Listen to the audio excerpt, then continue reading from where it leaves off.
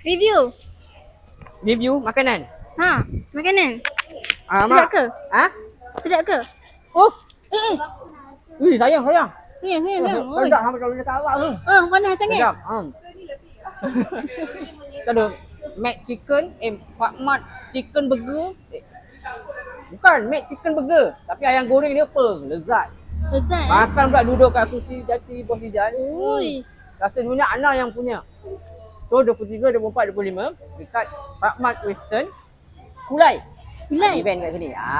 Tu ada ayam goreng, ada burger, ada lamb shank, ada nasi lemak tomahawk. Datang sini kena ambil apa? Kena ambil apa? Kita ada kad. Mana kad kita? Mana kad kita? Ini kad kita. Sempena 10 tahun perniagaan Bos Ijan, so acik-acik boleh dapatkan kad ini dekat Pak Mat Western Kulai. So ada set RM1,000 Cobra. Serius lah. Betul. So dengan RM1,000 kita boleh dapat satu set ruang tamu macam ni kan. Awesome tu. Tengok kat situ. Ramai geng. So jangan lupa hujung minggu ni dekat Pak Mat Western Kulai. Ada barang kita kasih. So ayam goreng sedap ke?